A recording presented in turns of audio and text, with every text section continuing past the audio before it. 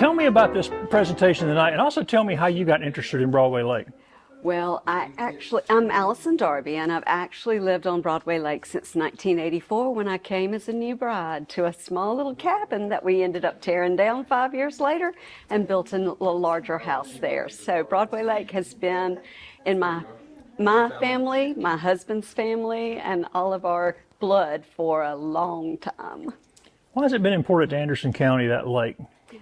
The lake itself, Broadway Lake, was the first lake that was recreational and allowed for all of Anderson County and the surrounding counties to be able to come and enjoy its amenities. It was a WPA lake built in the late 1930s, and for that it opened in 1940, right before the war. So people needed some diversion, a little bit of something to enjoy their Saturdays and Sundays in pleasure and leisure, boating, fishing, swimming, doing those kinds of things. And today, people that enjoyed it then probably wouldn't recognize it today, all the things that have changed. Absolutely. The 4 parks that are there, some of them have been recently renovated, and we're thankful for that the county has invested in that opportunity. McFalls Landing has new bumpers on all of the boat landing part, has new concrete into the lake itself so that people can get their boats of any size into the lake. And then most recently, Muldrow Park got new riprap so that you don't have to worry about falling on some cinder blocks from the wall that fell down. And we have released carp into the lake just this last week in order to take care of the invasive species that are there. And money's also been spent on the dam as well as the spillway and maintaining that so that the lake can stay. It's also quite a tight community, the people who live there, right? Very much so. Well, it's a community that prides itself on helping neighbors helping neighbors, but also including all of Anderson County as our neighbors. So we invite you all to come out to Broadway Lake and enjoy its amenities. It's also become some of the most coveted property in the county too, right? Oh my goodness, you cannot imagine a house that typically would be like 2 doors down from us. The house that the Haneys built probably around 2000 for $85,000, just sold to a couple in California for over $400,000. So, and it's a very small house. So a lot of the properties that are there are very desired by people who want a quiet community, but also something that they can enjoy. But I know y'all have Friends of Broadway Lake have a big event every year in the summer. Do you know when that one's coming up? Friends of Broadway Lake summer event. We invite everybody in Anderson County to come. It will be on July the 20th, Saturday, and it's from 10 until 2. I hope I can live up to that. That was pretty nice. So yes, I am Alison Darby, and you probably wonder, why am I, of all people, here to present about the history of Broadway Lake? Well, there's a couple of reasons. First is that in the fall, we were trying to downsize some of the things, you know how you just store stuff all over the place in your house, and we had 2 skis that we thought, hey, they're connected to Anderson County. They have been on Broadway Lake since they were purchased. They're from the early 60s. Let's donate them to the Anderson County Museum. And so I brought them to Dustin, and he said, oh, sure, yeah, we'd love to have these. And I'm like, great. And then he said, and by the way, do you want to do a program on Broadway Lake? You know, so that's sort of how this happened. There are generations of my family who have enjoyed the lake, starting with my mother, who learned to ski there in the early 50s. My grandfather, who was the admiral of the Anderson Boat Club in the early 50s. My uncles, who drove hydroplanes in front of Muldrow Park in competitions that were held there, to my father-in-law, who built one of the first permanent houses on Broadway Lake in 1961, went into the Army, so his parents took over that house, and so my husband grew up even though they lived all over the country, come into Broadway Lake. He learned to ski there. We taught our children how to ski there and enjoy other water sports. And then, of course, my dad also lost his high school, Anderson Boys High School ring at Muldrow Park. So if you ever go metal detecting, if you find a 1956 Anderson Boys High, okay. So our families have been intertwined with the lake. And I read some research years ago, and it said that if in your genealogy you have any seafaring ancestors, that you will never be happy unless you live beside a body of water. And I don't know how any of you, have you done your genealogy? Have you found that to be true? Or is this just a whole bunch of malarkey? True? Yeah, one of my ancestors was hung for piracy, so. There you go. So you have to live on the water. One of my husband's family was John Fripp, and he was a privateer for the British Crown. So of course that is in his blood as well, too, which is just a pirate. That's right. Just a fancy name for a pirate. That's right. It just got legitimized to do that. To maraud and raid on the seas. But anyway, so I do feel like when I look out my kitchen window and I see that expanse of water, or I see a beautiful sunset because we're on the sun rises in front of our house and it sets behind our house, that there's no better place on earth to be than Broadway Lake. And I hope I can share some of that with you and my passion for it and your interest in it. So feel free to ask any questions. Stop me if you need to, because we want all of us to be stars today. Okay? All right. So, and my name's Alison Darby. Sorry if I didn't even introduce myself. Okay. All right. So, a little history about Broadway Lake. As my role at the Belton Area Museum Association, I am the educational coordinator, and that brought us many opportunities to do educational programs with the students in Anderson School District 2. We have had 3 Smithsonian Institute Museums on Main Street exhibits. They're only to communities of 25,000 or less, and you have to do all these ancillary activities. And in 2015, when we had, we bid for the project called Hometown Teens, they said, hey, we'll give you $5,000 if you'll do an oral history project. So we went to the teachers in District 2, and they were all on board. So we produced 13 films. That one of them happened to be the 75th anniversary of Broadway Lake at the time. So students produced this film. So I'm going to show it to you, and you can see, and remember, 5th graders did this, okay? It's not supposed to be professional.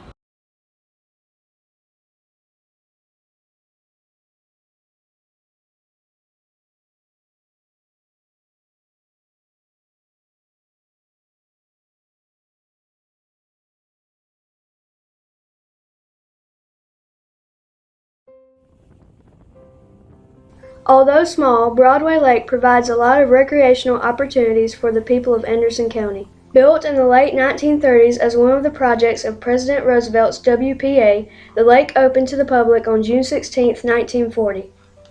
Shortly afterwards, people began buying lots and building cabins along the shore.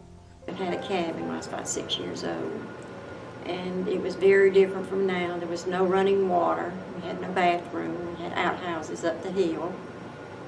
We had a one-room cabin and built a sleeping porch around it. But we had a lot of fun growing up down there. We'd go out there in the summer. We didn't live there full time, so we'd go out in the summer to a cabin my dad had built, just right after the lake was built. I learned how to walk in that cabin, and I walked when I was 9 months old, so that's 75 years ago. Work on Broadway Lake was not finished until about 1963. So for about 23 years, Broadway Lake was the lake in this area. It was the center of boating and water sports and fishing and all those kinds of fun things. Annual ski shows in the 1950s and 1960s were memorable occasions. The Anderson ski bugs would put on these exciting water ski shows. And probably the highlight of the show was a person named Gene Bobo. And when he would go over a ramp, we call it a ski jump, but he was fearless and daring. And he would cut hard at that ramp. He'd swing way over on the opposite side of the wake, and the jump would be over here, and he would cut hard to gain maximum acceleration. He'd hit that jump and just explode off the top of it on his Cypress Gardens Ramp Master skis. And the crowd would just gasp, because sometimes he would have these spectacular wipeout crashes. Sometimes he'd pull out of them, sometimes he wouldn't. You never knew. And then the pyramids were a lot of fun. I don't know if you've ever seen a pyramid before, but you'd have maybe 10, 12, 14 skiers that would get up behind a boat at one time. And some of the skiers would drop their skis and climb up on the shoulders of other skiers, and you'd end up having 3 levels of skiers, and in the shape of a pyramid. It was a really spectacular thing. Well, we joined the Anderson Ski Bugs, I think in 1966, and we were just skiers, and I think I was maybe president of it for a couple of times. Little known to most people, boat races were held on Broadway Lake in the 1950s. Actually, there was 4 classes. The A class and the B class, around hydroplanes and utility boats. And the utility boat was built a little different to comprehend speed on water. But we were right on the water, down low, and the boat that we were driving was actually hardly ever touched. It would touch the water occasionally. Basically, the engine is driving it. It is so fast. The B classes would run somewhere to 65 to 70 miles an hour, and the A classes would run 50 to 55 miles. Anglers have always been able to pull in bass, catfish, crappie, and brim. Another favorite activity on Broadway Lake is canoeing. We were essentially looking for water that didn't freeze in the winter. So we came down here based on what we saw on the map, which was, of course, Jocassee and Keeley and the Big Lakes. We didn't know that Broadway Lake was here, but we were very, very happy when we discovered it, because it is the perfect venue for canoes. It's quiet, serene, lots of wildlife, and very canoe-friendly. In the 1960s, to improve the lake, an association of concerned citizens was formed. The goal was to make the lake the best it could be for all to enjoy. And my parents were very active in that. And sometimes we'd meet at McFalls Landing, and sometimes we'd meet at the clubhouse at Pine Lake Golf Course. One of the big initiatives that came out of that group was the dredging of Broadway Lake. And Broadway Lake has 2 main creeks that feed it, or Broadway Creek on one end and Neal's Creek on the other. And over the course of time, a lot of silt had come in those ends and started to fill up the ends of the lake. And the Broadway Lake Improvement Service Society, BLISS, really got together and focused their effort on having Broadway Lake dredged. And my father went to Washington with some others from BLISS to meet with some of our representatives in Washington. And eventually Broadway Lake was dredged. And that really saved the lake, because it was the silt was becoming an issue. It was causing seaweed to grow, kind of an aquatic weed, I should say, to grow. All that was dealt with successfully, and BLISS was the spearhead organization. Dredging began in 1984, conducted by Cooper Sand. In 2005, BLISS was reorganized into the Friends of Broadway Lake. It's just been renamed and kind of sort of reinvigorated. It's called the Friends of Broadway Lake, and it's very active today. And it's a community service organization. Well, we started initially with litter pickups, because there was quite a bit of litter in the lake itself and on the roads. So we started cleaning that up and got a bunch of neighbors involved in that. And we had the privilege of meeting our county council district woman, and she encouraged us to start a community organization. So with her tutelage, we got a bunch of people together and started Friends of Broadway Lake. And we just celebrated the 10th anniversary of that organization. Friends of Broadway Lake sponsors a family day, and they get the Carolina Show Club, water ski club, to come in and give these wonderful ski shows. So you can still go to Broadway Lake, still enjoy a ski show, and have some memories of your own to look forward to. Broadway Lake belongs to everyone, so come on down and enjoy all the lake has to offer.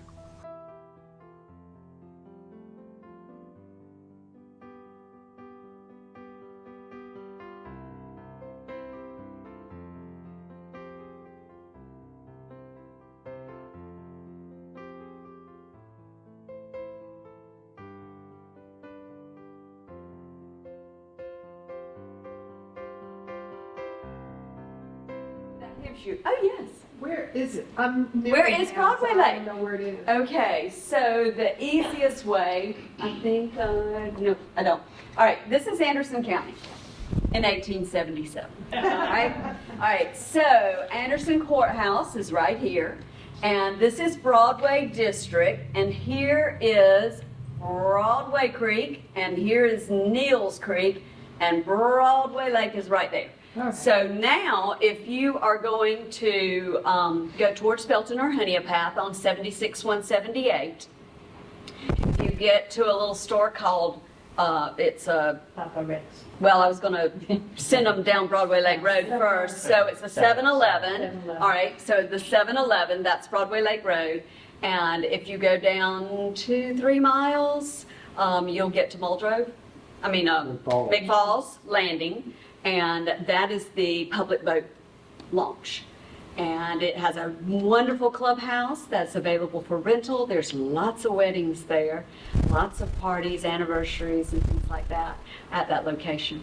Then if you keep on going down Broadway Lake Road, you'll cross over the spillway, and you'll go up and you'll hit 413.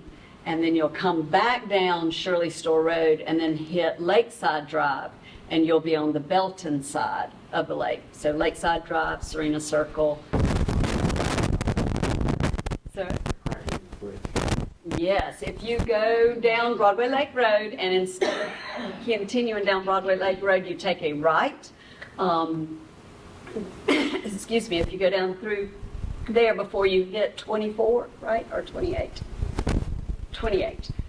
There is a bridge that you will travel on, but right beside you is an old iron bridge that you can still see all the stanchions. And supposedly, if you go out there and you park and you put your keys on your hood and you say, "I stole your baby," okay, that your keys will disappear, okay? So that's, have y'all heard alternates to that story? I recommend you use somebody else's key. Absolutely, absolutely. That's right, that's right. So you've had a little bit of an overview, so now we're going to go back 10,000 years because we're not the only ones who have enjoyed the lake. Prior to the dredging in 1984, they had to have a survey done by the South Carolina Department of Archaeology. And in that survey, they located along the lake 8 areas that they say have very, very important significance as Native American sites. And one of them, which is over there near the Ivy's house, was an actual mound that they think was a burial mound. Other areas in through here, you could see evidence of manufacture of shards, and you can find full-fledged, what are called bird points, other tools. We call them arrowheads, but they're supposed to be bird points. That those were areas for the hunting grounds of the Cherokee Indians, or the peoples before the Cherokee Indians, because they've been here. So it has definitely been settled for a long time. Have y'all ever found any in your yard? All the time, okay. Tomahawks and everything. Really? Wow. That's pretty neat. Also, coming back another 9,000 years, 9,000 whatever years, there is a cemetery up above my house, up on a knoll, above on Barrett Circle. And it has the remains of a Revolutionary War heroine named Mary Smith. You'll see here the actual gravestone. It was lying down on the ground. The DAR had made it so that any person who was interested in the Revolutionary War time period could come and actually access that gravesite. It's written into the deed of the house, the homeowner's house that's there. So you can go and you can see it. There are two existing stones. One is of Mary Smith, and it literally says that she was buried in like 1829, and that she was 92 years old when she died, and that it says a heroine of the Revolutionary War. Now, what did Mary Smith do? So, who knows? But the theory is from a 1930 article that was written in the Anderson Independent Mail, her great-granddaughter was interviewed. She was the last of the line. And supposedly Mary came from Ireland, and on the way, with her two young sons, and on the way, her husband died and was buried at sea. They were coming to join the Moore family, who had already settled in the Piedmont region. This is prior to the Revolutionary War. Weren't supposed to be up here because this was Cherokee land, all right? But they had already settled where the Ivies live, on that side of the lake, because you can still see on this 1877 map the Moore family homestead. And on the opposite side of the creek, which now is Broadway Lake, the Smiths had their plantation there.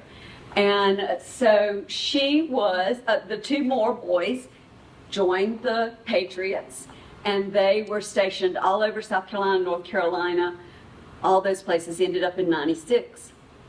And Mrs. Moore wanted to send supplies, but she was older. So Mary Smith felt like that she was indebted to this patron that had helped her get settled. So she volunteered to brave the lines and carry supplies, whether that was, hog meat or some grain or something that would help sustain her husband and her sons while they were at 96.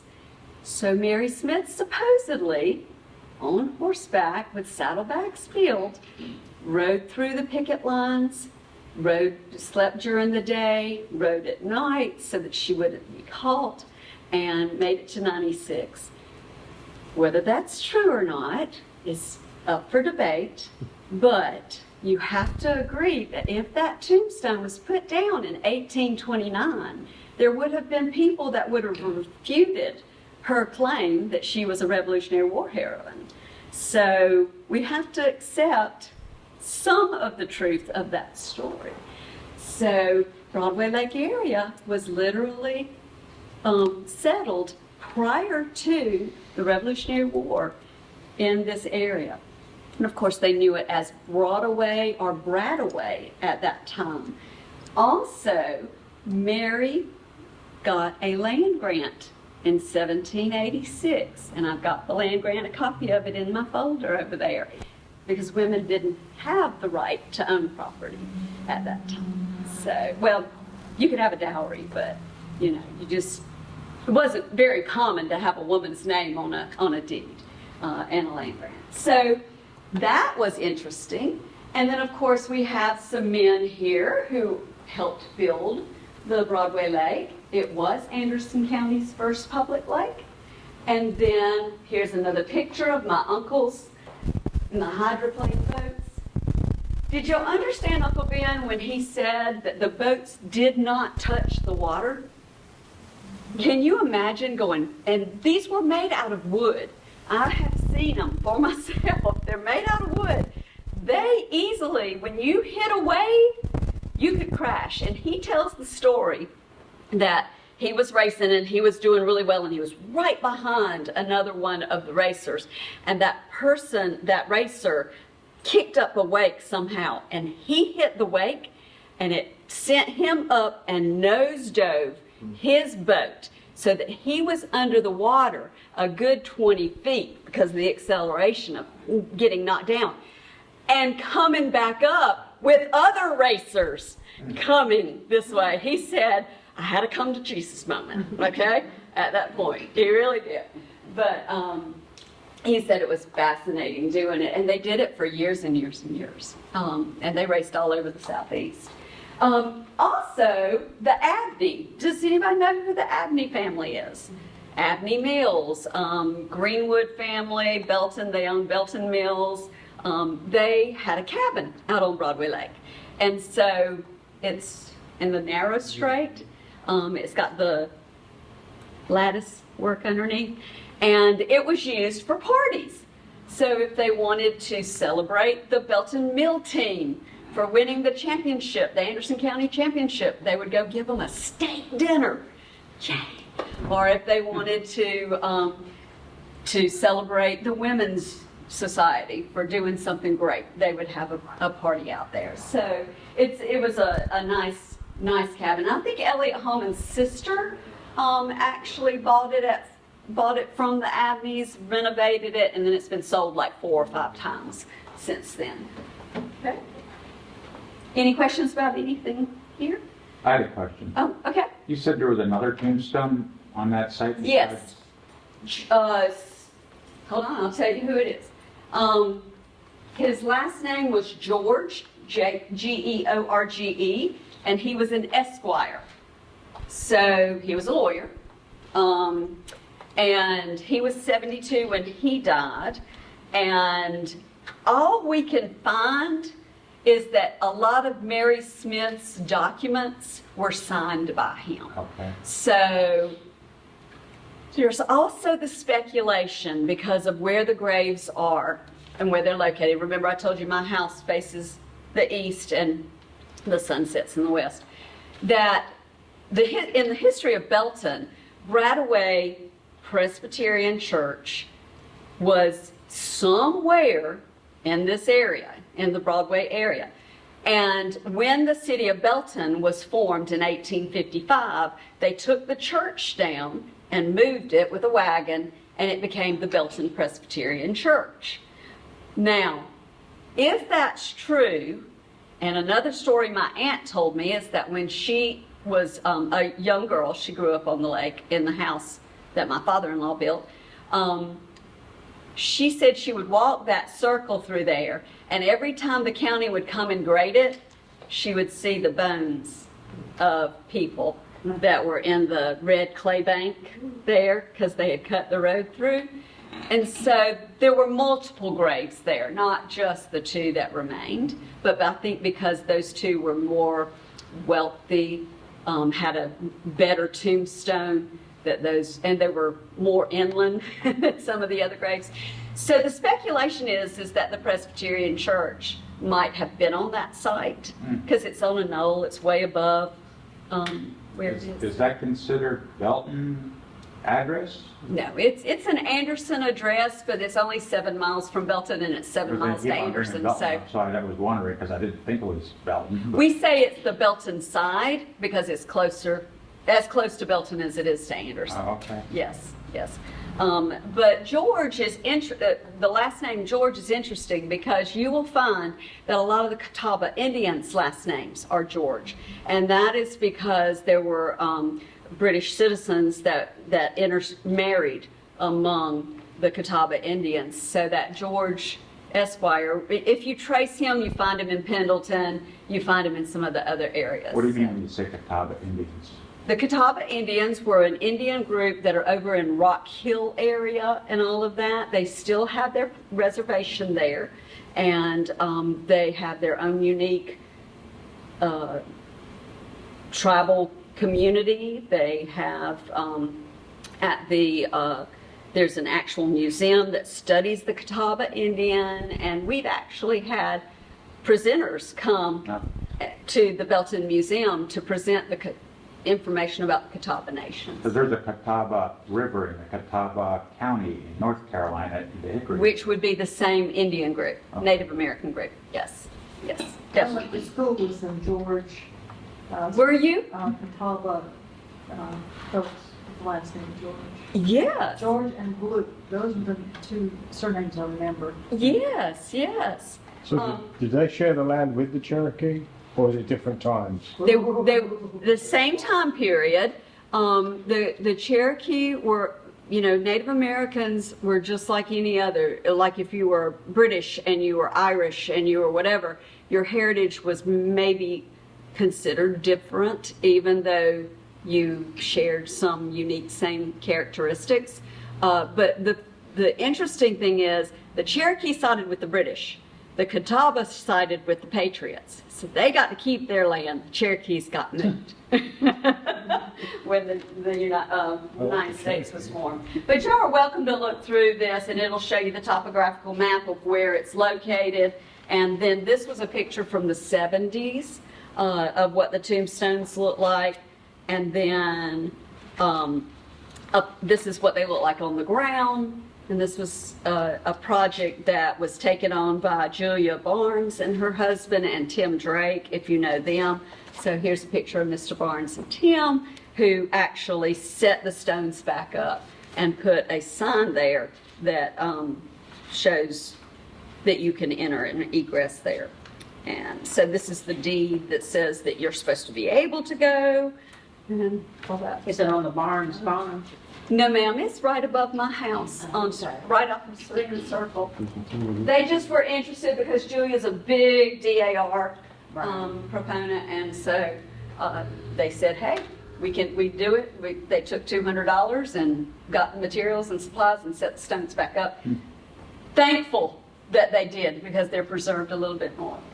All right, so we've heard a little bit about the ski bugs, but I find this picture is very interesting because they were so renowned that the Cypress Gardens that had all the ski shows and everything that you could go to, they actually contacted the ski bugs because they had seen them performing, and they gave them Cypress Gardens skis to use so that they could publicize Cypress Gardens.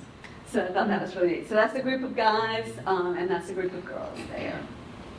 The Clean Water Act of 1972, which celebrated its 50-year anniversary 2 years ago, was one of the founding documents that helped us get the lake dredged the first time.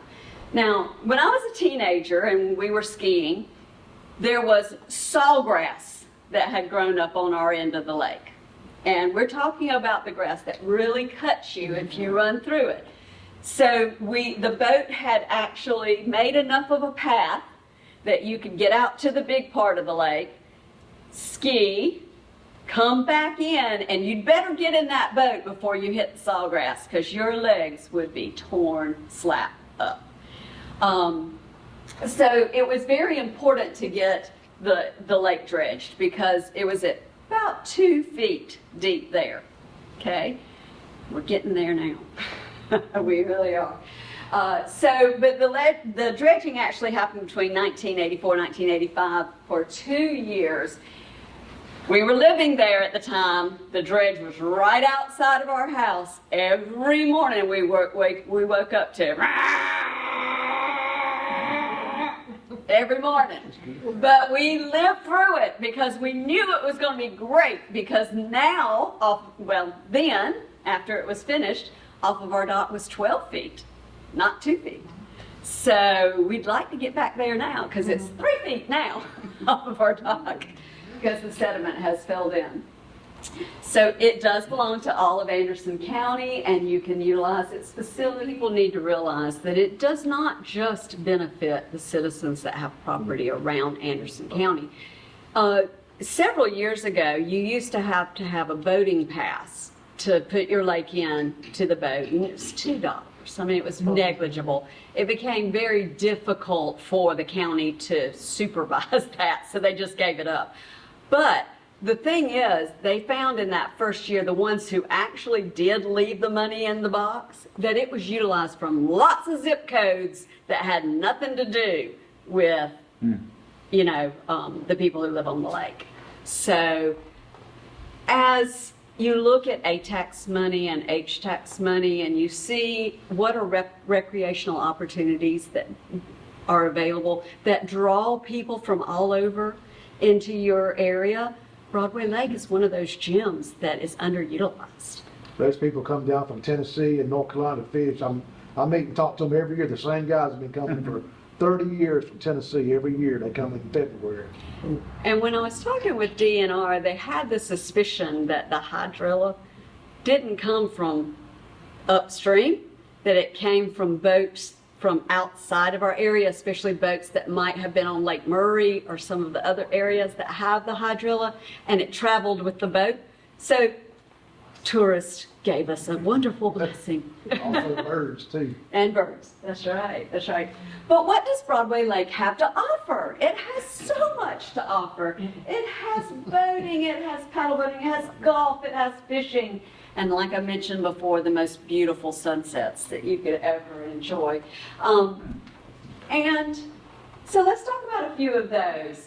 So you'll recognize some of these people, some of you will, all right? But you have canoeing and boating and kayaking and skiing and swimming and paddleboarding. This picture right here of this paddleboarder was just taken this weekend. It was just someone that came in to the community, decided they wanted a calm lake to be able to paddleboard, and they came and enjoyed it. People learn to ski with two, or they slalom, or they wakeboard. One thing I wanted to tell you about Broadway Lake, it's not a large lake. It's not like Hartwell. It's about, if you started on our end of the lake, which is where Broadway Creek comes in, and you skied the whole lake, went around Pine Lake and came back, you will have skied about 5 miles, okay? And it was my husband and my brother-in-law and Will Stringer and Andy Stringer and any of those guys in the 80s, it was their goal to start at our dock and slalom. I don't know if you know what slalom is. It's a single ski and you're cutting back and forth the entire time. You're not just standing behind the boat. You're cutting the whole time. It was their goal to make it that whole way around the lake before they dropped again. And it's a challenge. Your muscles really show after doing it a couple of times. Is the McFalls Landing, is that the only place where you could You can launch, yes. It is the only place that you can launch. There, Haney Park used to have a launch. Is it still there? They don't advertise it, but they fixed it up a little bit. They did fix it up, okay. Now, I call Haney Park Paul's Landing. Yeah. I'm never going to call it anything other than Paul's Landing. It's on Paul's Landing Road, so why is it Haney Park? I don't know. But anyway, so there's one there. Allen Park used to have one, but it got taken out. And Muldrove used to have one, but it got taken out. So only real place to do it would be at McFalls. And it's a nice long entrance into the lake. So where is Haney Park? Haney Park, on the other side of the spill, say you went down Broadway Lake Road and you went over the bridge that goes over the spillway. Haney Park's the one that's right to your left. Oh, okay. So that's where. If I wanted to get some sunset or sunrise pictures, where would I go on the lake? I would go to Muldrove. Muldrove Park is on Serena Circle. Okay. And it will orient you so that you'd be able to see the sunset. Sunset. Now you're welcome to come to my dock and do it too. Okay. All right. So you have water sports, you have fishing. Now what kind of fish does Broadway have? Broadway has 4 main species. It has the largemouth bass, it has brim, it has crappie, or some people say crappie. No, it's crappie. It's crappie, okay? And then you have catfish. So you can see some pretty massive catfish come out of Broadway. The little brim and the little crappie, those make great breakfast fish. You fry them up whole and you just eat them. I've never caught a bass. I've tried, God. but I have never caught a bass. Have y'all? Oh, yeah. Oh, yes. Okay. All right. So many opportunities. And y'all had a kayak fishing tournament last Saturday. How did it go? You got second. I got seven. Good job. Good job. By herself too, so she did a good job. Wonderful. So glad y'all got to do that. Caught 3 kayaks. Now, the thing that I think is a great secret about Broadway is that it has a tremendous amount of wildlife. It probably could qualify as a wildlife sanctuary on both ends of the lakes where the creeks come in. Bald eagles have been found on the lake. My favorite is the great blue heron that fishes off my dock. I love watching them, and when they're in flight, it is the most gorgeous thing in the world. We have Canadian geese, or Canada geese, and we have 3 different types of ducks. We have wood ducks, we have mallards, and we have teals every once in a while. Sometimes you'll even see a few seagulls out there, that are traveling. But I want to tell you about the ducks. A couple of times we have had, you're telling me what? Oh, I thought you were telling me. Just trying to follow you. Okay, all right. A couple of times the lake has been down when the ducks needed to lay their eggs. And so they got confused. So they laid eggs at the end of our dock. And the water was getting ready to come up, so we knew the eggs were going to be, just flooded. So we rescued the eggs and put them in an incubator and hatched 12 little mallard ducks. And every day, and our children were 8, 9, 10 years old, every day we had them, Steve built them a nice little coop right beside the house that had a grow light and all that. And every day they would come down the ramp, they would follow us to the lake, they'd swim with the kids. When the kids were finished, they would come up the lake and go into their little house because ducks imprint on whoever is caring for them. And they were just the babies, the mom and dad were gone. They named them all kinds of names. We had Liver Snap, we had Cutie Pie, we had, I think her name was Amanda. Have no idea where these names came from our children. Liver Snap met a disastrous end. A bird dog decided that it was lunch, and my father-in-law said, well, what'd you expect? You named it Liver Snap. Cutie Pie was the last standing. We put a toe ring on her leg, and every year she got married, because they find a mate, but every year she would come back to our dock and swim with our kids. And we knew it was her because of the band that she had on. Yeah, so it was really neat. We have possum. Y'all have problems with possums? Oh my gosh, we do. We have problems with possums. The deer, if you go down our street, you better be very, very careful because they're going to scoot out in front of you. The raccoons, that's one that was getting in my tomatoes, so we had to relocate him. And then the fox, our across the street neighbors have a dog door. And one night, she and her husband were asleep, and all of a sudden they heard this ruckus in their bedroom because they had their dogs in their bedroom. So the dogs were in and out chasing this red thing, and they didn't understand what the red thing was. They just knew that their dogs were all upset. They were just running around. So Holly got up on the bed saying, Chris, do something. So he got a paddle that happened to be against the wall or whatever, and shooed the dogs out with the red fox. So they are fearless around there. And we have the groundhogs now. And the groundhogs have started making burrows. They're creating a little bit of an issue because they will get under your foundation of your seawalls, and so they're not our friends. They're not put. Seen any armadillos? Sir? Have you seen any armadillos? Yes. Like this. Dead. Hey, Yeah, dead. They're great on fire ants. They're great on what? Fire ants. Yeah, they I did vacuum them not up. know that. But they're poisonous. Yeah, you can get leprosy from them. Of course, we have are wonderful snakes, and my dog will tell you that she also knows that copperheads are around because one bit her right here, swelled up like those big cards, you know, where they have the big-headed dogs. But she was fine because dogs have an immunity against snake bites. So, yeah. Yes, ma'am? Yes, well, a friend of mine was a biology teacher at Anderson and very interested in the environment around the lakes. And she said Broadway Lake was very special because they still had bullfrogs. Yes, yes, Because yes. the golf courses and all this lawn treatment has pretty well wiped them out. I did not know And that. she said that Broadway Lake still had it at the time she was doing the study. They are loud. They are loud. Absolutely, they are loud. They are loud on our end, absolutely. Now, it was the big thing for our teenage son and nephew to go frog gigging, okay? They didn't do much frog gigging, but Andrew, bless his soul, he came in one night about 2 o'clock, had 5 bullfrogs, and he wanted to fry them up at 2 o'clock in the morning. I said, okay, wait just a second. It's going to be, you know, a little bit later before we fry these things up. But anyway, so yeah, lots of, that's interesting. I did not know that. We see a lot of tadpoles down our sides, so I guess they're the tadpoles of the... Okay, so what are our challenges with Broadway Lake? Well, we have several.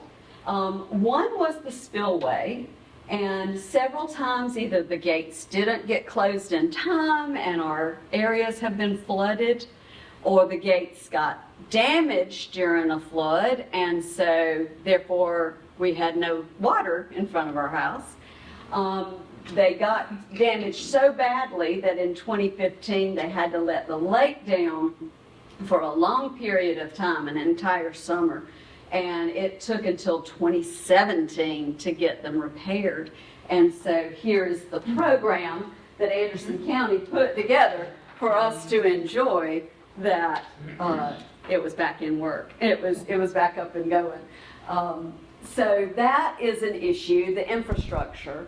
It looks like that is sort of okay right now, but the DOT keeps looking at the bridge that goes over it because it's so narrow that if a school bus cannot any longer, right? Don't they have to turn around? The school buses have to turn around instead of going across. But if you ever let a truck go across, which it did in 2019, and got stuck, it's not good. It's not good. All right, so that's a challenge, the infrastructure. Another challenge is the silting on both ends has advanced so much that the lake levels are not what they should be. So dredging on both ends of the lake is necessary, as you can see here.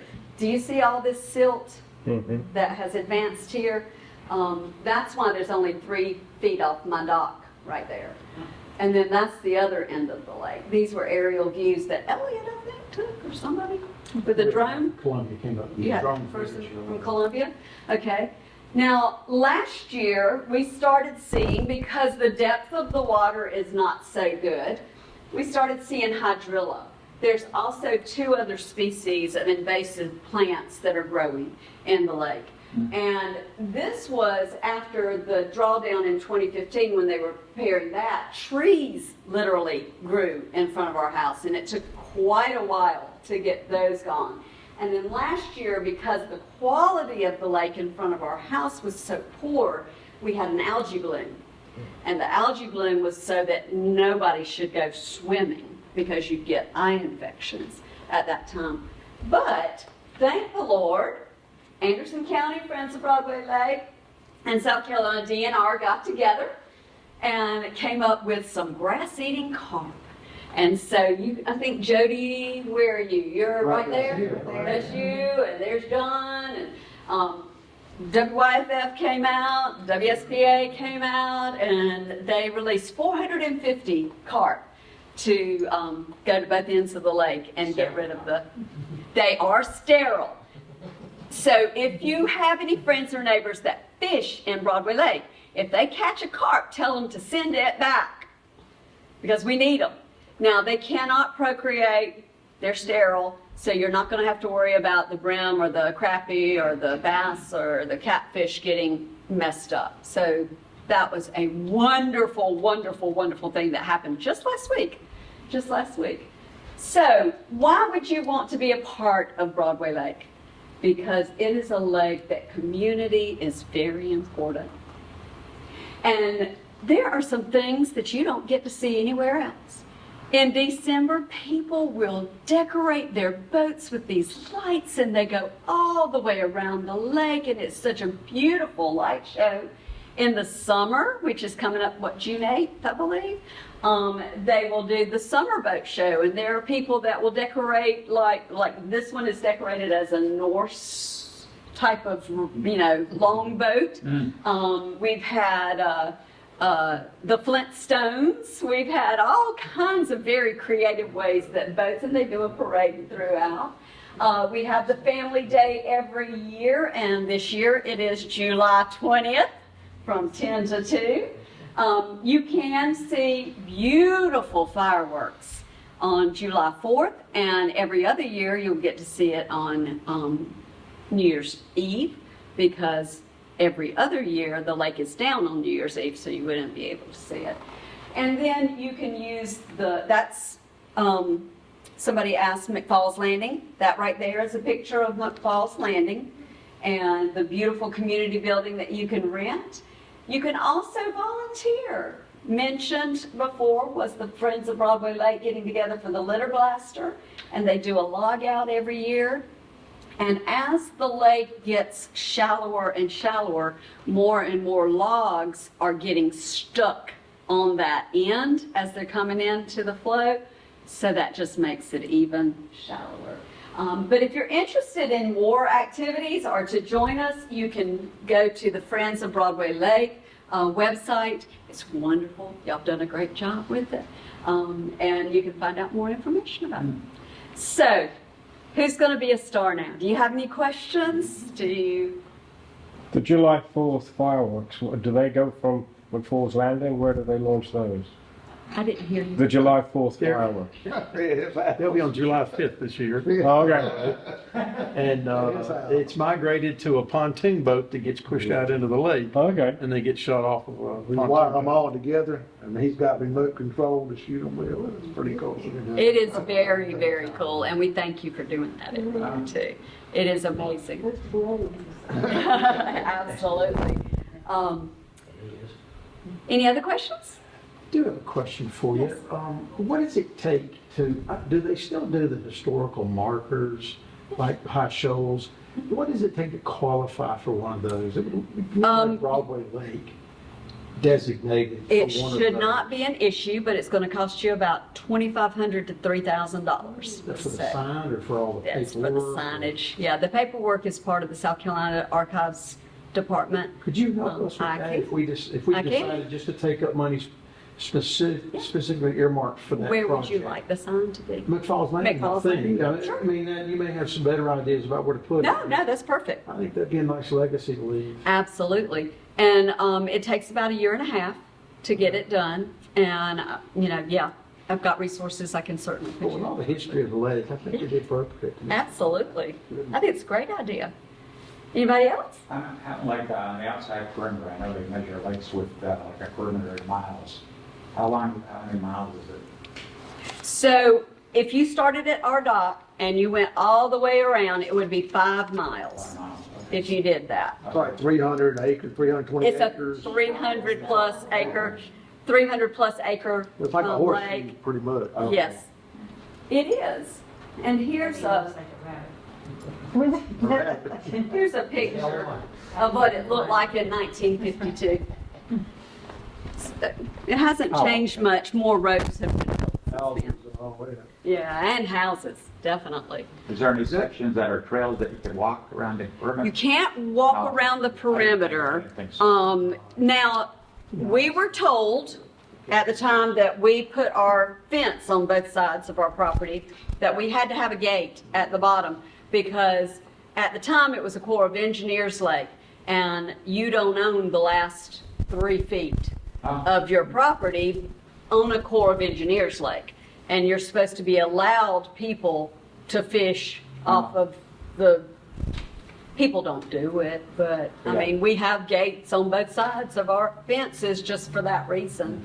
But it's not a Corps of Engineers lake anymore, so I don't know if that rule still applies or. There's a county ordinance that was back in the 70s. It's still out there. You can get it off the books. It's not enforced, Yes. but it talks about the right of way and the gate. A lot of other things it talks about. Just how time has gone so far. It's not feasible for a lot of that stuff anymore. Right, and some people have built obstacles to that as We well. don't tell people all that stuff. Walk around the lake. Yes, ma'am. I just wondered how it became a Corps of Engineers lake, but now it's not. All right, so the Works Progress Administration, when it completed the lake, it was taken over then by the Corps of Engineers because it was a federal project. Then, 2005, around there, Corps of Engineers said, we don't want it anymore. Anderson County, you want to take it? Anderson County said, don't really want it either, but I guess we need to. So they took it over at that point. So. Have you come across any history of the lake back when it was being built where they started the project and then they had to stop the project because of the war and then they came back and finished the lake? Did you hear any of that when you were doing some research? I haven't, because the opening was before the war. It was 1940. Okay. So I don't know who told me. Somebody told me that. there were roads that probably hadn't been Maybe I heard built. that too. And even in the 50s, you can see that the roads that we have now are not on that map. But So McFalls Landing is on that. it probably is. Yeah. I didn't see it. So- All they had about it was like Paul's Landing, where everybody went over there. The light And it bulbs. had a big slide and all that stuff into the water. Yeah, and I have a picture of that. I meant to put it in here. I forgot to. Anybody else have any questions? All right, let's have our drawing because you've got to be smart. All right.